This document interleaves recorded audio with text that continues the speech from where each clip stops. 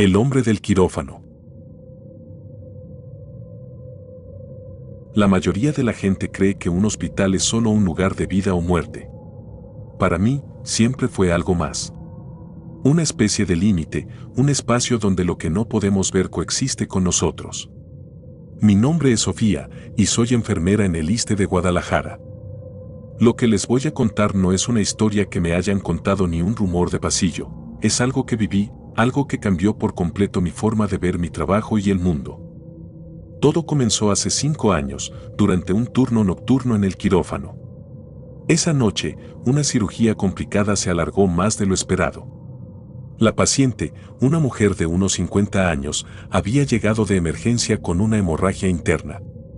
Aunque logramos estabilizarla, las horas de tensión nos dejaron agotados. Mi responsabilidad era limpiar y preparar el quirófano para el siguiente procedimiento, y esa tarea solitaria se había vuelto rutina para mí. Pero esa noche, mientras ordenaba los instrumentos quirúrgicos en la bandeja, algo llamó mi atención. Al fondo del pasillo, justo donde la luz era más tenue, vi a un hombre de pie. Llevaba un uniforme quirúrgico, pero era extraño, estaba cubierto de manchas oscuras, como si alguien hubiera vertido sangre sobre él. No podía ver su rostro, estaba oculto por la sombra del pasillo, pero su postura era firme, casi expectante, como si estuviera vigilando algo. Supuse que era un médico que había terminado tarde su turno. Sin embargo, algo en la escena me hizo detenerme. Era tarde, y en ese horario casi nadie transitaba por esa área del hospital. Sin pensarlo demasiado, llamé su atención. No respondió. Comencé a caminar hacia él, más por curiosidad que por otra cosa. Pero antes de que pudiera alcanzarlo, se dio la vuelta y caminó hacia una de las puertas del quirófano. Lo seguí, y cuando llegué al marco de la puerta, me detuve. Miré hacia adentro, pero no había nadie. El lugar estaba vacío. Pensé que tal vez había entrado al vestidor, así que revisé ahí también. Nada. Todo estaba en silencio. Esa noche no le di mayor importancia. Me dije que seguramente estaba cansada y que, en mi agotamiento, había confundido sombras o movimientos con algo más. Pero a partir de ese momento, algo en el quirófano cambió para mí. Cada vez que entraba a esa sala de operaciones, sentía una extraña incomodidad. No había una razón lógica, pero esa sensación de estar siendo observada era persistente. Traté de ignorarla, enfocándome en mis tareas, pero con el paso de las semanas comenzaron a ocurrir cosas que simplemente no podía explicar. Los primeros incidentes fueron pequeños. Sonidos de cosas que caían al suelo, como si alguien moviera las bandejas metálicas, pero cuando me acercaba, todo estaba en su lugar. Las luces parpadeaban sin motivo, algo que, aunque molesto, podía atribuirse a fallas eléctricas. Pero lo que más me inquietaba era el inexplicable movimiento de las puertas automáticas del quirófano. A veces se abrían y cerraban solas, incluso cuando no había nadie cerca. Hubo una noche en particular que marcó un antes y un después. Estaba terminando de desinfectar el quirófano después de una operación tardía. Mientras limpiaba la mesa de operaciones, escuché el sonido de un instrumento metálico cayendo detrás de mí. Me giré rápidamente, pero no había nadie. En el suelo, junto a la bandeja quirúrgica, estaba una pinza. Recogí el instrumento, pensando que seguramente lo había colocado mal y se había resbalado. Pero mientras lo hacía, noté algo extraño. Las bandejas donde guardamos los instrumentos quirúrgicos estaban perfectamente organizadas y no faltaba ninguna pinza. Esa no era nuestra. A partir de esa noche, las cosas escalaron. Empecé a notar que los monitores de los quirófanos mostraban lecturas inusuales, aunque no había pacientes conectados a ellos. A veces, las gráficas mostraban patrones como si alguien estuviera ahí, acostado, con pulso débil pero estable. Lo más inquietante era que esas lecturas desaparecían tan pronto como alguien más entraba a la sala. Solo ocurría cuando estaba sola. No quería compartir lo que estaba viviendo con mis compañeros. Temía que pensaran que estaba loca o que simplemente era víctima del cansancio. Pero un día, mientras ordenaba suministros, encontré una vieja caja de expedientes médicos que habían sido guardados en un armario del quirófano. No debía estar ahí, cualquier registro médico debía mantenerse en archivos específicos. Al abrirla, noté que muchos de los expedientes eran de hace más de 20 años. Había uno en particular que captó mi atención, un médico cirujano llamado Álvaro Gutiérrez. El documento mencionaba que había trabajado en ese quirófano durante más de una década, pero lo que me impactó fue leer sobre su muerte.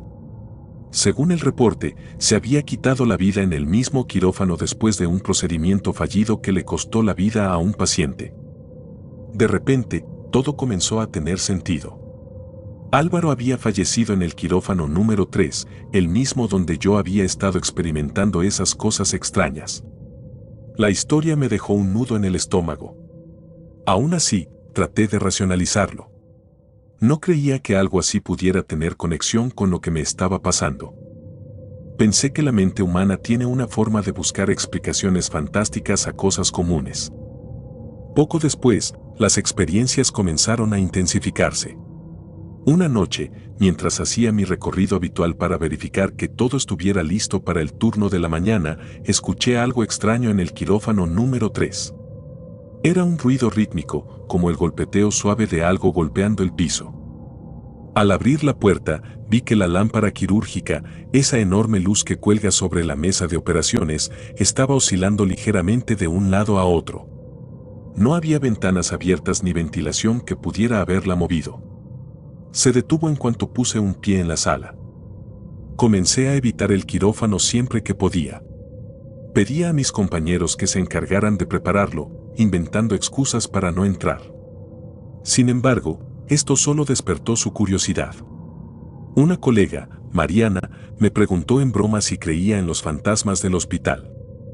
Al principio, me reí y le dije que eran tonterías, pero entonces ella me contó algo que me heló la sangre. Según Mariana, muchas enfermeras habían reportado cosas extrañas en el quirófano número 3. Algunas aseguraban haber visto sombras o luces que se apagaban sin razón. Otras hablaban de sentir como si alguien estuviera detrás de ellas mientras trabajaban. Pero lo más inquietante era que todas estas historias parecían girar alrededor de la figura del doctor Gutiérrez. Una noche, decidí enfrentarme a mis miedos. Ya no podía seguir evitando el quirófano. Entré con el propósito de limpiar y asegurarme de que todo estuviera listo para el día siguiente. Estaba decidida a no dejarme influenciar por mi imaginación. Todo estaba en silencio. Mientras desinfectaba la mesa de operaciones, noté algo extraño en uno de los monitores. La pantalla, que debería haber estado apagada, se encendió de repente y mostró una lectura de pulso débil. Me acerqué lentamente, tratando de mantener la calma. El monitor mostró una frecuencia cardíaca constante, pero era imposible. No había nadie conectado. En ese momento, mi mirada se desvió hacia el reflejo en la ventana de la sala. Pude distinguir una figura al fondo del quirófano, el mismo hombre que había visto aquella primera noche. Su uniforme quirúrgico seguía manchado de sangre, y esta vez, aunque seguía sin ver su rostro con claridad, podía sentir una presencia intensa, cargada. Cuando me giré para verlo directamente, ya no estaba. Esa fue la última vez que trabajé en el quirófano número 3. No volví a hablar del tema con nadie, pero desde entonces he escuchado que los nuevos empleados también reportan cosas extrañas. Aunque trato de evitar pensar en esa experiencia, cada vez que paso por el pasillo donde está el quirófano número 3, no puedo evitar recordar esa figura de pie, inmóvil, observándome. Si lo que sea lo que habita en ese lugar, estoy segura de que no está listo para irse.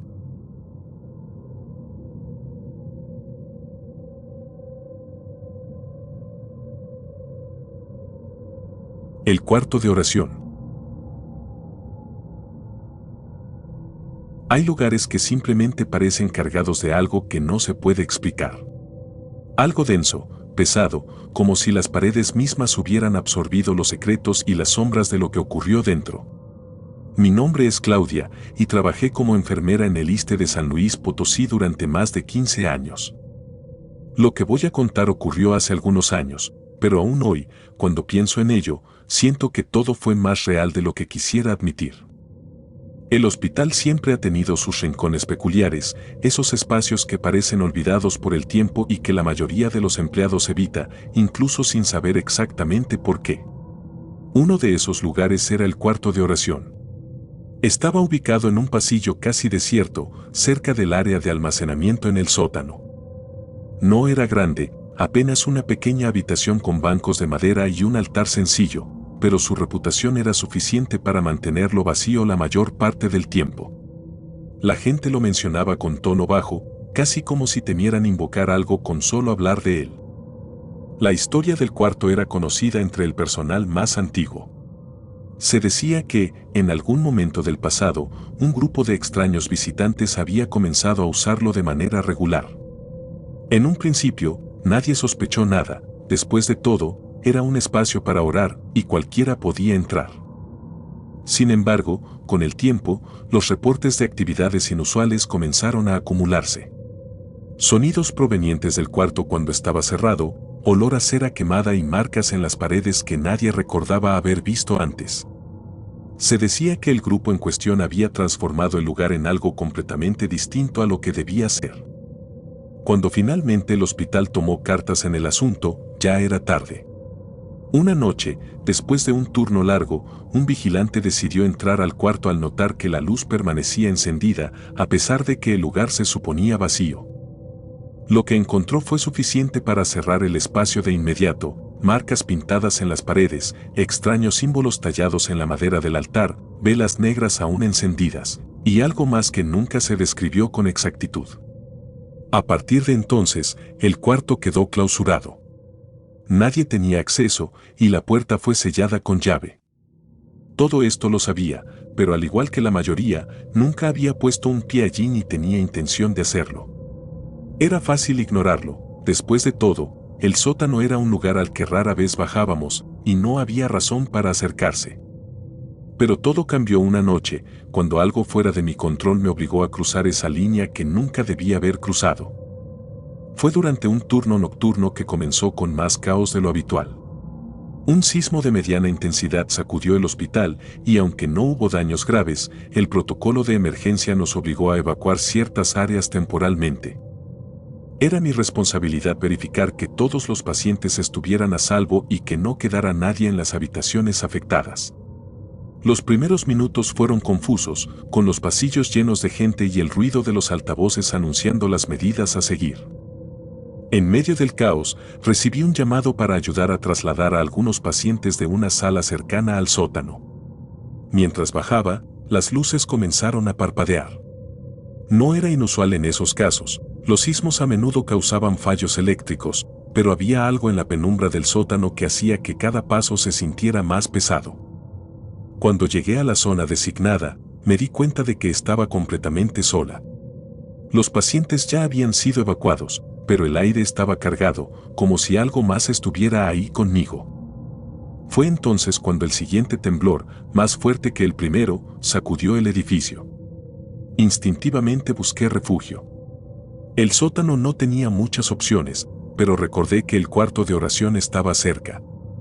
En un impulso, corrí hacia él, ignorando todas las advertencias y rumores que había escuchado. Lo último que quería era quedar atrapada bajo los escombros. Para mi sorpresa, la puerta no estaba cerrada con llave como debería estar. Apenas toqué el pomo, la puerta se abrió lentamente, revelando un interior que parecía más intacto de lo que había esperado. Al entrar, la primera sensación fue de un silencio casi aplastante. El cuarto estaba oscuro, con la excepción de un leve resplandor proveniente del altar. Al principio pensé que era un reflejo de las luces de emergencia, pero al acercarme, noté que no era eso. Había pequeñas velas negras encendidas, colocadas meticulosamente alrededor del altar. El olor a cera quemada llenaba el aire, mezclado con algo más que no podía identificar. Parecía un aroma antiguo, como si el lugar hubiera estado sellado con ese olor durante décadas. Las paredes, que alguna vez debieron estar limpias, estaban cubiertas con símbolos que no entendía. Algunos eran garabatos, otros parecían palabras en un idioma que no reconocía. Lo que más me inquietó fue la sensación de que no estaba sola. No había nadie más en el cuarto, pero cada rincón parecía observarme. Las sombras parecían más densas de lo normal, como si tuvieran un peso propio, como si las paredes mismas respiraran. Me quedé quieta, tratando de calmarme, pero entonces algo llamó mi atención. En el centro del altar, donde debería haber un crucifijo o algún símbolo religioso, había una figura diferente.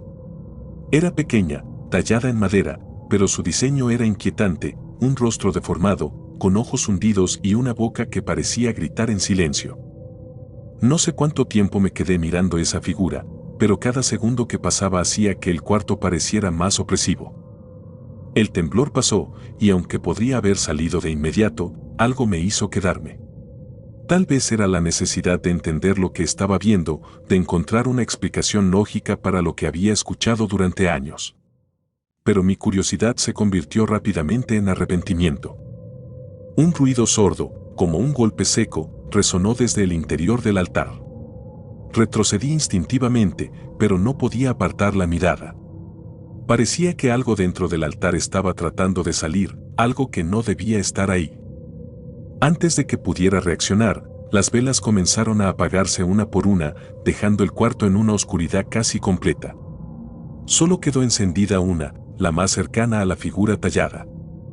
Sentí una presión en el pecho, como si el aire se hubiera vuelto más denso, y de repente, el cuarto entero pareció vibrar, como si el sismo hubiera regresado solo para ese lugar. No esperé a descubrir qué pasaba. Salí corriendo, dejando la puerta abierta detrás de mí. Cuando regresé al área principal del hospital, no mencioné lo que había visto. Nadie me preguntó por qué estaba tan pálida ni por qué mis manos temblaban mientras trataba de retomar mis tareas. Esa noche fue larga, pero lo peor llegó al día siguiente. Durante mi descanso, decidí regresar al sótano, esta vez acompañada por una compañera. Queríamos asegurarnos de que el cuarto de oración estuviera cerrado, como debería haber estado. Cuando llegamos, encontramos la puerta perfectamente sellada. No había rastro de que alguien hubiera entrado en años. No había velas, ni símbolos en las paredes, ni rastro de la figura tallada. Todo estaba cubierto por una gruesa capa de polvo, como si nadie hubiera puesto un pie allí desde que el cuarto fue clausurado. Mi compañera me miró, confundida, mientras yo trataba de procesar lo que esto significaba. Sabía lo que había visto, lo que había sentido. Pero en ese momento entendí que el cuarto no era solo un lugar físico, era algo más, algo que estaba fuera de nuestro entendimiento. Desde entonces, evité volver al sótano. No mencioné mi experiencia a nadie más, pero he escuchado a otros empleados hablar de cosas extrañas que han sentido cerca de ese cuarto. Algunos dicen que, aunque la puerta está sellada, a veces se filtran olores o sonidos que no tienen explicación. No sé qué ocurrió realmente aquella noche, pero estoy segura de algo: hay lugares que deberían permanecer cerrados para siempre, y el cuarto de oración del ISSSTE de San Luis Potosí es uno de ellos.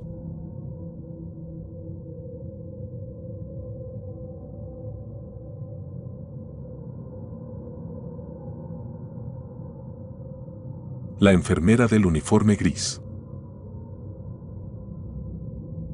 Hay cosas que no se aprenden en la escuela de enfermería, cosas que no aparecen en los manuales ni en los entrenamientos. Aprendes a manejar el dolor, la muerte y la desesperación, pero nunca te enseñan qué hacer cuando te enfrentas a lo inexplicable. Mi nombre es Laura, tengo 40 años y trabajo como enfermera en el ISSSTE de Durango. Durante mis años en este hospital he aprendido que no todo puede entenderse desde la lógica. Hay cosas que simplemente no pertenecen a este mundo, pero que, de alguna forma, logran cruzar esa línea invisible que separa lo real de lo desconocido. Lo que voy a contar ocurrió durante mis primeros años trabajando en el hospital. Era joven, estaba llena de entusiasmo y creía que mi trabajo consistía únicamente en salvar vidas y aliviar el sufrimiento. Pero mi perspectiva cambió radicalmente después de vivir algo que jamás pude explicar. Fue un encuentro que me hizo cuestionar todo lo que creía saber. En aquellos días, me asignaron al turno nocturno, lo que significaba largas horas en pasillos silenciosos, el sonido monótono de los monitores y el ocasional llamado de un paciente en busca de atención. Había algo extraño en trabajar de noche, como si el hospital adquiriera una personalidad diferente, más sombría y pesada. Me decía a mí misma que solo era mi mente jugando con el cansancio, pero poco a poco comencé a notar cosas que no podía ignorar. Recuerdo la primera vez que la vi. Era una noche particularmente tranquila, una de esas raras ocasiones en las que todo parecía estar bajo control. Mientras caminaba por el pasillo del tercer piso para verificar que todo estuviera en orden, vi a una mujer al final del corredor. Llevaba un uniforme gris de enfermera, un modelo que parecía sacado de otra época. Su cofia blanca estaba impecable y su postura era recta, casi rígida. Parecía estar revisando las habitaciones, deteniéndose por unos segundos frente a cada puerta antes de seguir caminando. Pensé que era una compañera nueva. Tal vez alguien que había llegado de apoyo de otro hospital y que, por alguna razón, llevaba un uniforme anticuado. No le di mucha importancia. Me acerqué para saludarla, pero justo cuando llegué al punto donde la había visto, ya no estaba. Miré alrededor, pensando que tal vez había entrado a alguna habitación, pero todas las puertas estaban cerradas y no había señales de que alguien más estuviera ahí. En las noches siguientes, comencé a verla con más frecuencia. Siempre al final del pasillo, caminando en silencio, con esa misma actitud tranquila y profesional. Nunca parecía notar mi presencia. Lo extraño era que, cada vez que aparecía, algo malo sucedía poco después. La primera vez, un paciente que había mostrado signos de mejoría tuvo una recaída repentina y falleció. La segunda vez, una compañera sufrió un accidente en la sala de medicación, una estantería llena de frascos cayó sobre ella sin razón aparente. Comenzaron a surgir patrones que no podía ignorar.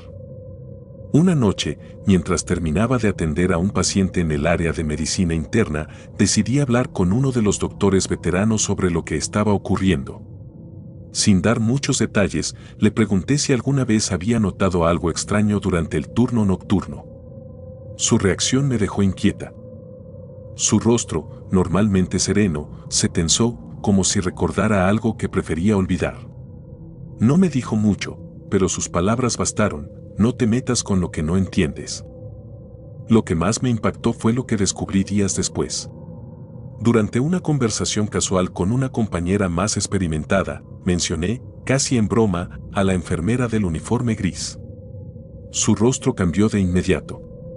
Me pidió que no hablara de ella frente a otros, y luego, en voz baja, me contó lo que sabía. Según ella, la figura que yo había visto era de una enfermera llamada Elena, que trabajó en el hospital durante los años 70. Era conocida por su dedicación y profesionalismo, pero también por su trágico final. Elena murió en un accidente dentro del hospital. Según los registros, durante un apagón repentino, quedó atrapada en un ascensor que sufrió una falla mecánica. El ascensor cayó desde el 5º piso hasta el sótano y Elena murió al instante. Su cuerpo quedó tan destrozado que tuvieron que cerrar el área del accidente por semanas.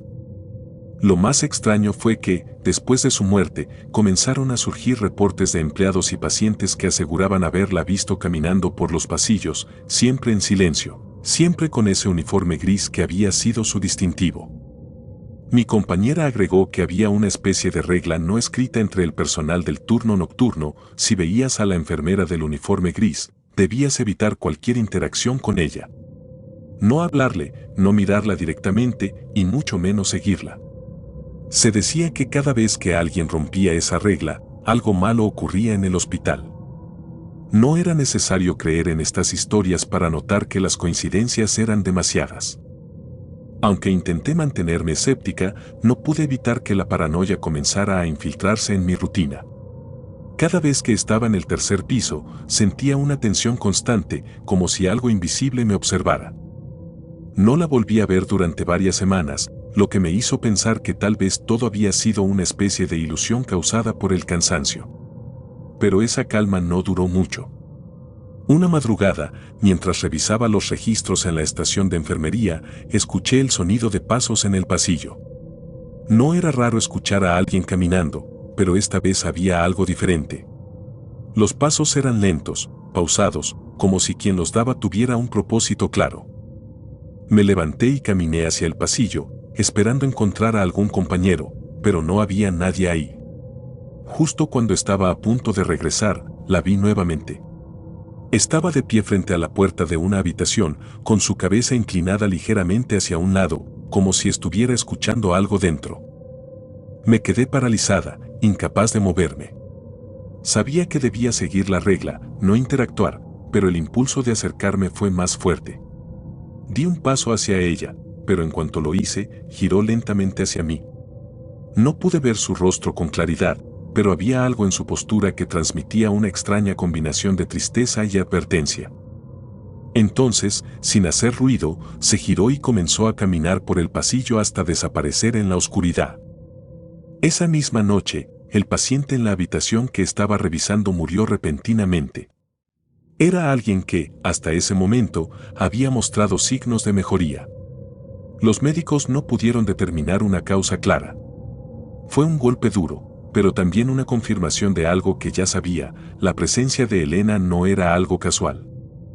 Había un propósito detrás de sus apariciones, uno que no podía entender. Con el tiempo, aprendí a convivir con la incertidumbre. La enfermera del uniforme gris no volvió a aparecer ante mí, pero otros compañeros reportaron haberla visto en diferentes áreas del hospital. Su historia se convirtió en una especie de mito, algo que todos conocían pero que pocos se atrevían a mencionar en voz alta. A veces, mientras camino por los pasillos del tercer piso, todavía siento que algo permanece allí. No es miedo lo que siento, sino una especie de respeto por lo que no puedo explicar. La figura de Elena, con su uniforme gris, sigue siendo un recordatorio de que hay fuerzas en este mundo que escapan a nuestra comprensión. No sé si algún día encontraré una respuesta, pero he aceptado que algunas historias simplemente no tienen final.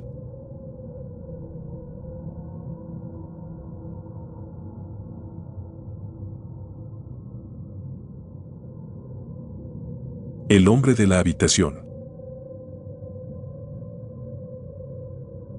Recuerdo cuando me asignaron el turno nocturno en el ISSSTE de la Ciudad de México. Era el año 2004, y yo era una enfermera recién graduada, con toda la ilusión y el miedo que trae consigo un primer empleo. Me habían advertido que las noches en el hospital podían ser difíciles, no solo por el agotamiento físico, sino porque en ocasiones la mente comenzaba a jugar trucos con la soledad y el silencio. Nunca pensé que mi primera experiencia sería tan perturbadora como para marcarme de por vida. El ISSSTE siempre me había parecido un lugar frío, incluso en los días más calurosos. Sus pasillos largos y mal iluminados daban la impresión de extenderse más allá de lo que los ojos podían alcanzar. Mi primera asignación nocturna fue en el piso de hospitalización, donde se encontraba la habitación 303. Desde el principio, algo en ese lugar me pareció fuera de lo normal. Los pacientes evitaban mencionarla y, cuando lo hacían, sus palabras eran evasivas, como si temieran nombrarla. A pesar de mi inexperiencia, comencé a notar un patrón: los pacientes asignados a esa habitación rara vez mejoraban, y muchos no salían vivos de ahí. La primera noche que trabajé en el turno, me sentí nerviosa pero decidida. Revisé los reportes y me sorprendió ver que la habitación 303 estaba ocupada por un paciente en coma. No era algo inusual, pero lo que sí llamó mi atención fue que la ficha médica no incluía detalles de su ingreso. No había información sobre su diagnóstico ni quién lo había admitido. Pensé que tal vez era un error en el sistema, pero cuando pregunté a mis compañeros más veteranos, solo se limitaron a decirme que hiciera mi trabajo y no preguntara demasiado. Entrar a la habitación 303 por primera vez fue como cruzar a otro mundo. A diferencia de las demás habitaciones, que eran estándar y funcionales, esta tenía una atmósfera pesada. Las luces parecían más tenues, a pesar de que las revisé y funcionaban correctamente. Había un olor extraño, como a humedad, que no lograba identificar. El paciente estaba inmóvil, conectado a los monitores y respiradores.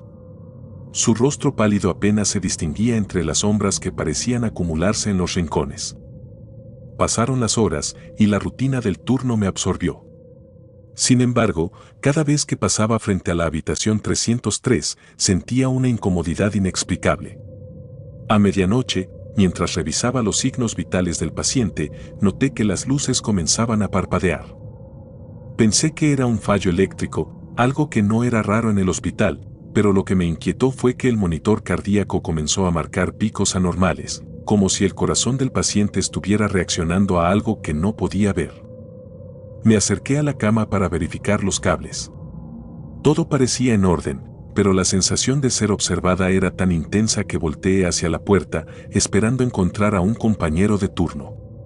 No había nadie. Fue en ese momento cuando lo vi por primera vez, una figura oscura, alta, de contornos indefinidos, parada a los pies de la cama. No era una sombra proyectada por algún objeto, era algo más sólido, algo que parecía tener presencia. Mi cuerpo se congeló. Parpadeé varias veces, pensando que mi vista me estaba jugando una mala pasada por el cansancio, pero la figura seguía ahí, inmóvil. El monitor del paciente comenzó a sonar con más fuerza, marcando un descenso en sus signos vitales. Mientras me apresuraba a llamar al médico de guardia, la figura se desvaneció lentamente, como si se disolviera en el aire. Apenas segundos después, el paciente exhaló su último aliento. A pesar de mis esfuerzos, no pude reanimarlo. Los médicos clasificaron la muerte como algo natural, pero yo sabía que había presenciado algo más. Lo que siguió en las noches posteriores solo confirmó mis peores temores. Cada vez que pasaba frente a la habitación 303, las luces del pasillo titilaban. Compañeros del turno nocturno comenzaron a evitar esa área, diciendo que sentían una energía extraña. Una de las limpiadoras del hospital, una mujer mayor con años de experiencia, me dijo en voz baja que la habitación 303 había sido el lugar de un suicidio años atrás. Un médico se había quitado la vida allí después de perder a un paciente en circunstancias misteriosas. Nadie quería hablar mucho del tema, pero las coincidencias eran demasiadas como para ignorarlas. Unas semanas después, me asignaron nuevamente al paciente que ocupaba la habitación 303. Esta vez era una mujer mayor con insuficiencia respiratoria. Aunque me esforzaba por mantener una actitud profesional, no podía ignorar la sensación de ansiedad cada vez que entraba a esa habitación. La mujer, a pesar de estar consciente, parecía perturbada. Decía que veía sombras moviéndose en los rincones y que alguien la observaba mientras dormía. Al principio pensé que eran alucinaciones causadas por su enfermedad, pero una noche todo cambió. Era poco después de la medianoche cuando fui a revisar sus signos vitales. Mientras ajustaba los cables del monitor, la mujer comenzó a murmurar algo incomprensible.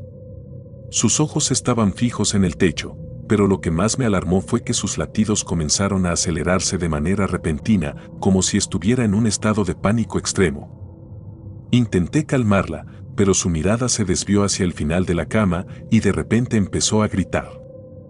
Miré en la dirección que ella señalaba y, aunque esperaba no ver nada, ahí estaba nuevamente.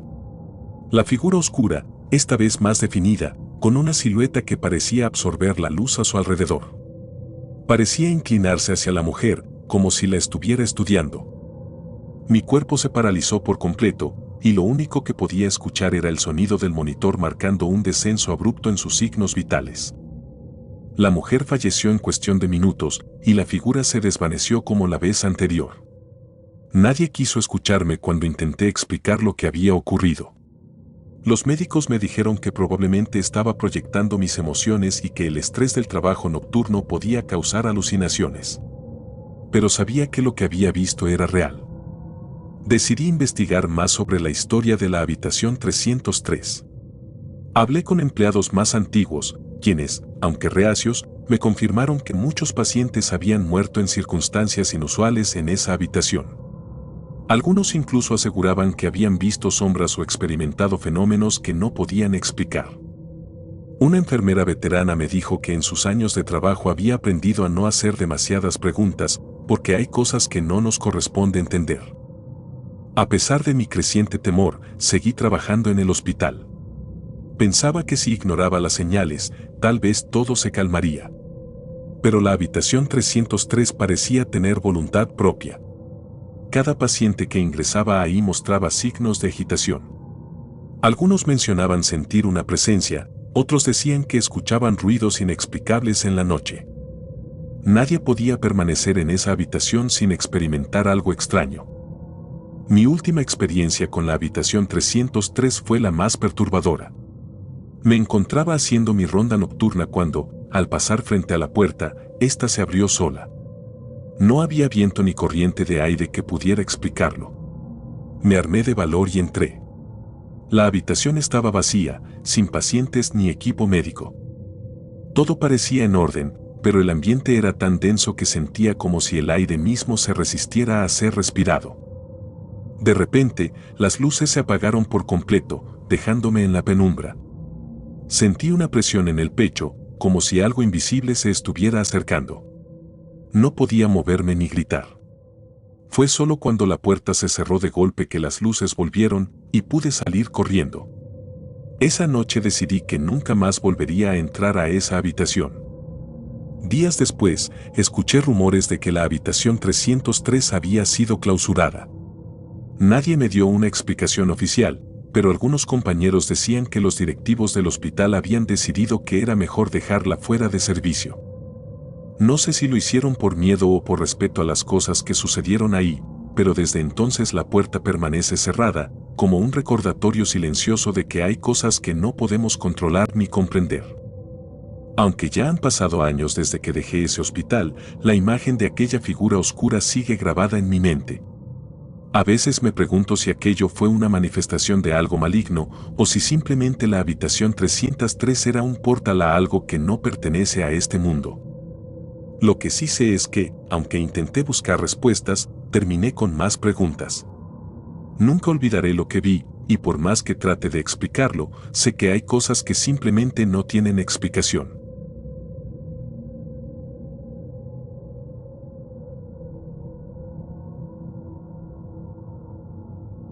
La maldición de la habitación 404. No sé si alguna vez has sentido que un lugar no debería existir, que algo en su esencia es incorrecto, como si simplemente no debiera estar ahí. Para mí, ese lugar fue la habitación 404 del Hospital ISSSTE de Mérida. Mi nombre es Mariana y llevo trabajando como enfermera en este hospital por más de 20 años. Aunque he visto cosas que desafían la lógica, nada me marcó tanto como aquella noche de 1998, cuando descubrí que algunos lugares están condenados desde su concepción. Desde que empecé a trabajar en el ISSSTE, la habitación 404 tenía una reputación peculiar.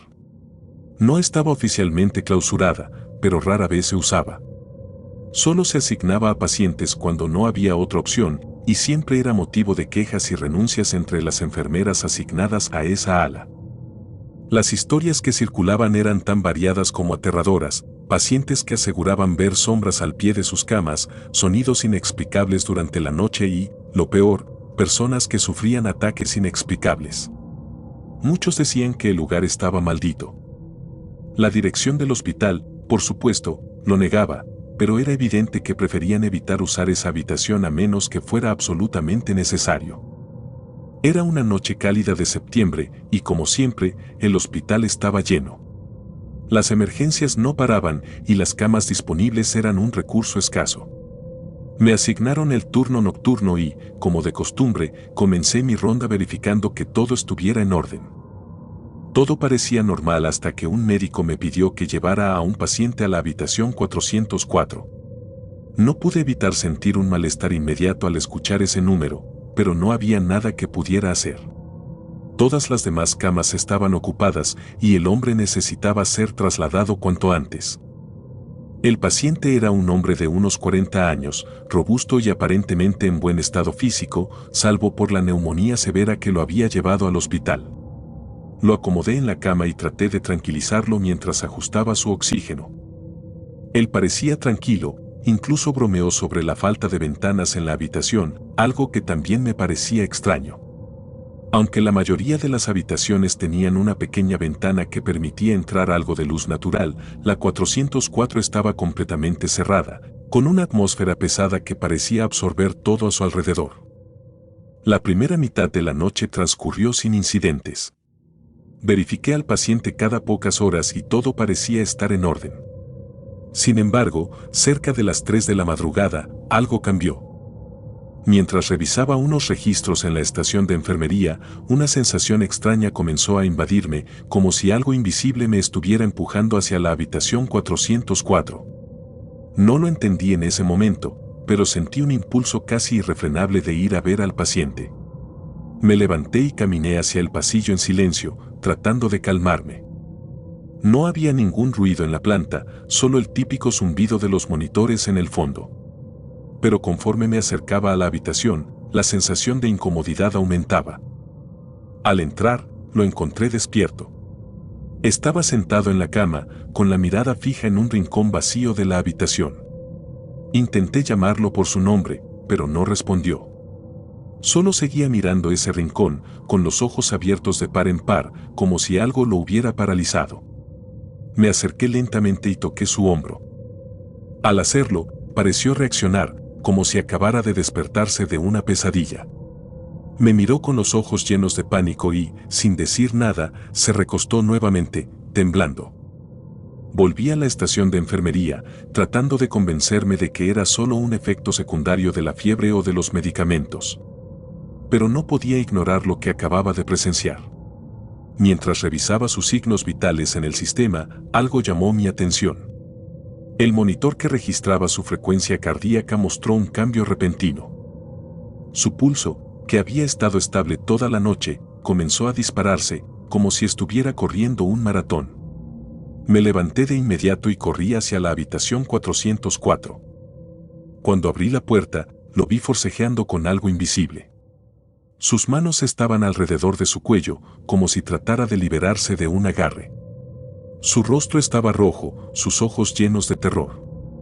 Me acerqué para intentar ayudarlo, pero en cuanto puse un pie dentro, algo frío y denso me envolvió. Fue como entrar en una habitación donde el aire pesaba más que el plomo. A pesar de eso, logré llegar hasta él y soltar sus manos de su cuello. No sé cómo lo hice, pero conseguí estabilizarlo. En cuanto sus manos cayeron, me miró con una expresión que jamás olvidaré. Sus labios temblaban, pero no salía ni una palabra. Era como si estuviera demasiado aterrorizado para hablar. Esa noche no volví a entrar a la habitación. Pedí a uno de mis compañeros que se encargara del resto, alegando que no me sentía bien. Pasé el resto del turno en la estación de enfermería, tratando de procesar lo que había sucedido. Al día siguiente, el paciente fue trasladado a otra sala. No pregunté por qué, pero estaba claro que algo había pasado. Según escuché más tarde, no volvió a mencionar lo ocurrido, pero se negó rotundamente a regresar a la habitación 404. Con el tiempo, comencé a investigar más sobre esa habitación. No era fácil encontrar información, ya que los registros del hospital eran escasos y muchas cosas simplemente se ocultaban bajo el pretexto de la confidencialidad. Pero lo que descubrí fue suficiente para helarme la sangre. Años atrás, antes de que el hospital se convirtiera en lo que es ahora, esa área había sido parte de un antiguo edificio que servía como refugio para enfermos de tuberculosis. En aquella época, los pacientes más graves eran aislados en habitaciones específicas y muchos de ellos murieron solos, lejos de sus familias. Se decía que la habitación 404 había sido una de esas salas de aislamiento. Además, había otra historia más reciente que pocos conocían. Una enfermera, desesperada por la carga de trabajo y los abusos que sufría en su turno, se quitó la vida en esa misma habitación. Nadie hablaba de ella, pero su nombre aparecía en antiguos registros del hospital. Todo esto comenzó a formar un patrón en mi mente, una conexión que no podía ignorar. La habitación 404 parecía ser un lugar de sufrimiento, un punto de acumulación de energía negativa que no podía ser explicado por la lógica. Después de ese incidente, varios compañeros comenzaron a hablar más abiertamente sobre sus experiencias con la habitación. Algunos mencionaron haber sentido una presencia mientras trabajaban ahí. Otros aseguraban que los pacientes que eran asignados a esa sala siempre tenían complicaciones inesperadas, incluso si llegaban con afecciones menores. Uno de los doctores confesó que evitaba entrar a esa habitación, no por miedo, sino por una extraña sensación de agotamiento que lo invadía cada vez que cruzaba la puerta. Finalmente, el director del hospital tomó una decisión drástica. Tras varios reportes de experiencias inexplicables, se contactó a un sacerdote para bendecir la habitación. Recuerdo ese día como si fuera ayer. El sacerdote recorrió el pasillo con agua bendita, recitando oraciones en voz baja mientras los curiosos empleados miraban desde la distancia. Cuando llegó a la habitación 404, algo extraño ocurrió. En cuanto comenzó a rociar el agua bendita, el ambiente en el pasillo pareció volverse más pesado. No sé cómo explicarlo, pero era como si el edificio mismo se resistiera al ritual. Después de la bendición, la habitación permaneció vacía durante mucho tiempo. Nadie quería ser el primero en usarla de nuevo. Finalmente, fue convertida en un pequeño almacén para suministros médicos y desde entonces los incidentes disminuyeron. Pero los recuerdos de esa noche, del hombre forcejeando con algo que no podía ver, siguen vivos en mi mente. Hasta el día de hoy, evito pasar por el pasillo donde está la habitación 404. Aunque ha cambiado su función, el número sigue grabado en la puerta, como un recordatorio de todo lo que ocurrió allí. Hay cosas que simplemente no tienen explicación y creo que algunas heridas, aunque sean invisibles, nunca sanan por completo.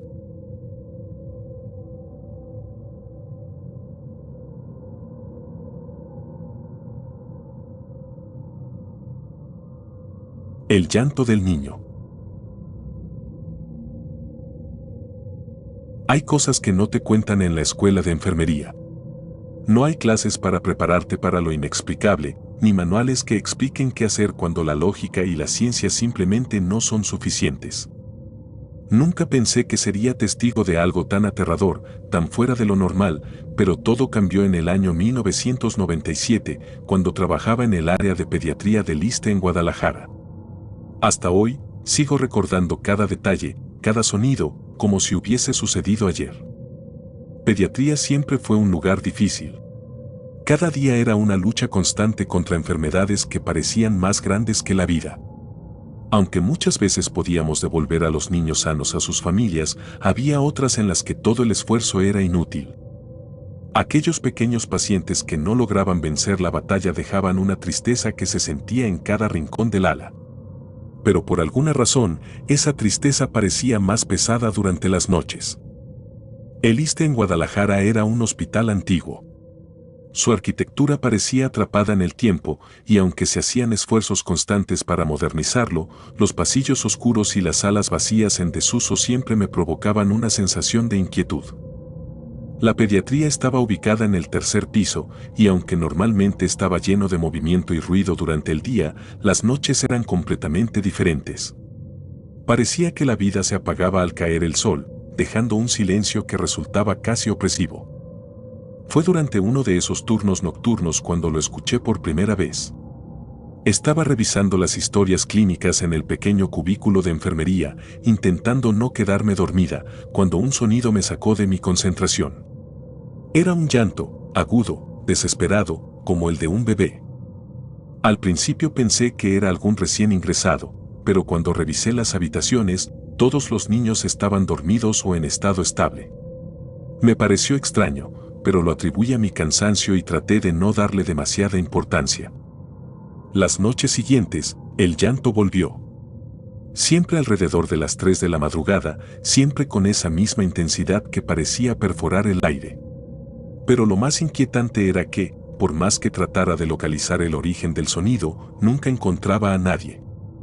Revisé una y otra vez cada habitación, cada rincón del área de pediatría, pero no había bebés despiertos, ni siquiera pacientes que pudieran emitir un sonido similar. Un par de semanas después, empecé a notar un patrón. El llanto parecía provenir del pasillo que conectaba con una sala de aislamiento abandonada, una habitación que llevaba años fuera de uso. La puerta de esa sala siempre estaba cerrada con llave, y nadie en el hospital parecía recordar la última vez que había sido utilizada. Por más que intentara ignorar el sonido, cada noche era más difícil. Era como si algo, o alguien, estuviera llamándome, empujándome a entrar. Finalmente, una noche, decidí que no podía seguir ignorándolo. Era poco después de las 3 de la madrugada cuando escuché el llanto de nuevo. Esta vez parecía más fuerte, más cercano. Me armé de valor, tomé una linterna y caminé hacia el pasillo. A medida que avanzaba, el sonido se hacía más claro, resonando en las paredes vacías del hospital. Cuando llegué a la puerta de la sala de aislamiento, el llanto se detuvo de golpe, dejándome en un silencio que era aún más perturbador. La puerta estaba cerrada, como siempre, pero algo dentro de mí me obligó a girar la manija. Para mi sorpresa, la puerta se abrió sin resistencia. Adentro, la sala estaba cubierta de polvo, como si no hubiera sido tocada en años. Había una camilla en el centro de la habitación, con una manta infantil encima, descolorida por el tiempo. La escena era inquietante, pero lo que más me perturbó fue el olor. Era un aroma rancio, como de humedad y algo más que no podía identificar. Me acerqué lentamente a la camilla, incapaz de apartar la vista de la manta. Tenía pequeños dibujos de ositos y estrellas, pero las manchas amarillentas la hacían ver gastada y fuera de lugar. Estiré la mano para tocarla, para moverla y comprobar si había algo debajo, pero antes de que pudiera hacerlo, la manta cayó al suelo por sí sola. Retrocedí unos pasos, mi corazón golpeando con fuerza en mi pecho. No había corrientes de aire, nada que pudiera explicar lo que acababa de ocurrir. La linterna comenzó a fallar en ese momento, parpadeando como si la batería se estuviera agotando. En la penumbra, noté algo en la pared detrás de la camilla, una serie de marcas, como rayones profundos hechos con uñas. Al acercarme para verlas más de cerca, me di cuenta de que no eran solo marcas al azar. Formaban palabras. No están solos, decían, repetidas una y otra vez, como si alguien las hubiera grabado con desesperación. Salí de la sala lo más rápido que pude, cerrando la puerta detrás de mí. Mis manos temblaban y me costaba controlar mi respiración. Cuando regresé al cubículo de enfermería, intenté convencerme de que había imaginado todo, de que el cansancio me estaba jugando una mala pasada. Pero en el fondo sabía que no era así. Algo había en esa sala, algo que no podía entender ni explicar.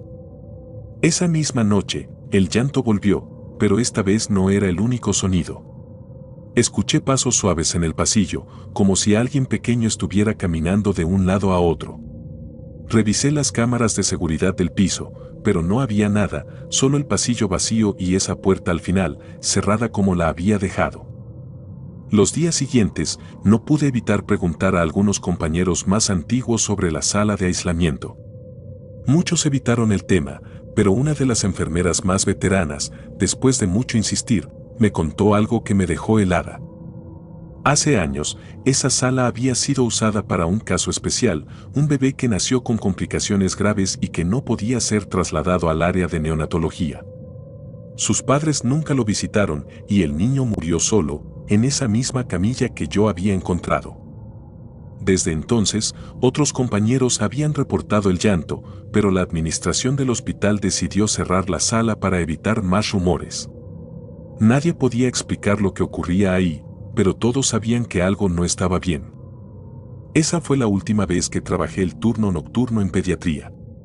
Aunque intenté seguir adelante, el recuerdo de esa noche sigue persiguiéndome. A veces, en mis sueños, escucho el llanto nuevamente y me encuentro caminando por ese pasillo oscuro, acercándome a la puerta de la sala de aislamiento. Siempre me despierto antes de entrar, pero la sensación de que algo me está esperando al otro lado nunca desaparece. Han pasado años desde entonces, pero todavía me pregunto si ese llanto era una llamada de ayuda, una forma de decirnos que no debemos olvidar. No sé si era el alma de ese niño o algo más oscuro que se alimenta de nuestra atención, pero una cosa es segura, hay lugares donde la tristeza se acumula como una sombra y una vez que entras, es difícil salir sin llevarla contigo.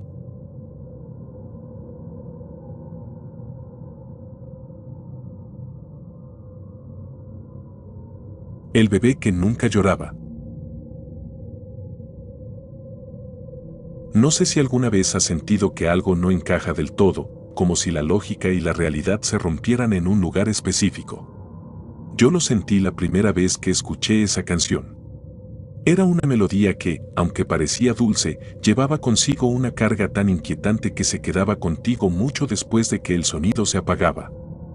Trabajo como enfermera en el ISSSTE de Veracruz, y aunque he sido testigo de situaciones límite, lo que pasó hace unos años aún me persigue en silencio. La habitación 12 del área de maternidad siempre había sido como cualquier otra. Era un cuarto sencillo, funcional, donde se atendía a las mujeres en trabajo de parto y a las recién dadas de alta.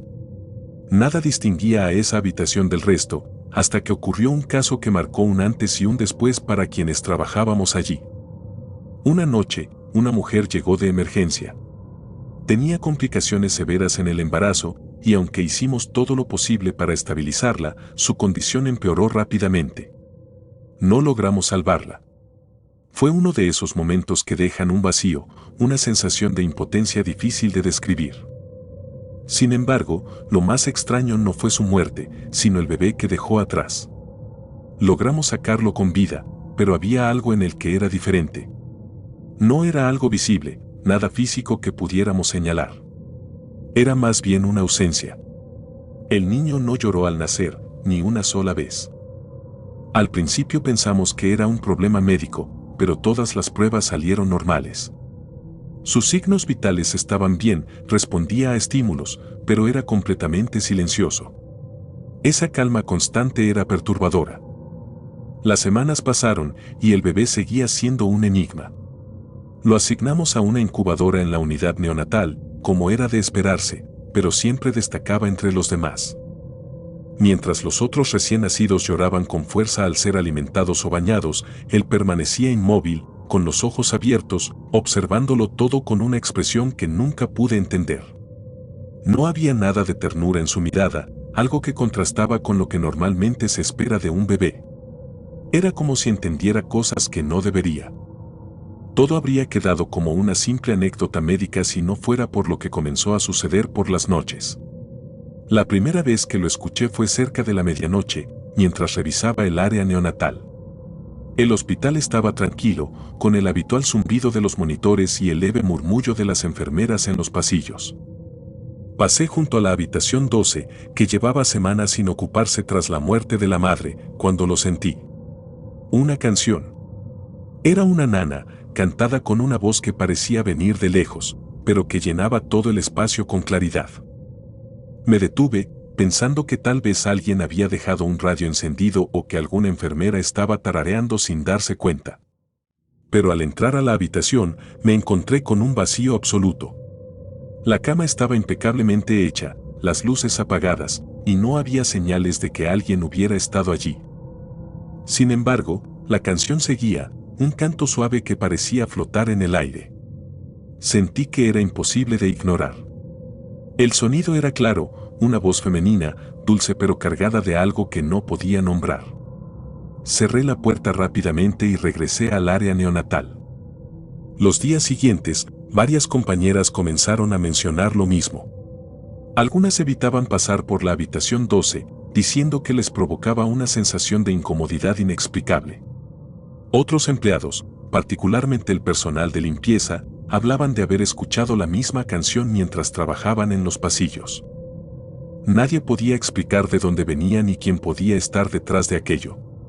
Al principio, nos convencimos de que eran coincidencias, un producto de nuestras mentes cansadas, pero las coincidencias comenzaron a ser demasiadas. Lo más inquietante ocurrió una madrugada mientras estaba en mi turno. Había terminado de revisar a los recién nacidos y estaba registrando notas cuando noté que la incubadora del bebé en cuestión estaba vacía. Mi corazón se detuvo por un segundo. Era imposible que alguien hubiera movido al niño sin avisar. Lo busqué frenéticamente en las otras cunas, pero no estaba ahí. Fui directo a los monitores para buscar alguna señal de alarma, pero nada indicaba que el bebé hubiera salido de la unidad neonatal. Revisé una vez más, esta vez con más calma, pero algo me llevó a mirar hacia el pasillo. La habitación 12 estaba justo al final, con la puerta entreabierta. No recuerdo haber corrido hacia allí, pero cuando llegué, vi algo que me hizo dudar de mi cordura. La cuna de hospital del bebé estaba en el centro de la habitación, con el niño adentro, completamente quieto. A su alrededor, la cama y las paredes parecían normales, pero el aire se sentía extraño, más pesado. Lo recogí y lo llevé de vuelta a la unidad, sin poder explicarme cómo había llegado ahí. Nadie más había entrado al área neonatal y las cámaras de seguridad, revisadas después, no mostraban nada fuera de lo común. Esa fue la primera vez, pero no la última. Durante las semanas siguientes, el bebé fue encontrado en la habitación 12 en múltiples ocasiones, siempre en la misma cuna, como si algo o alguien lo llevara allí deliberadamente.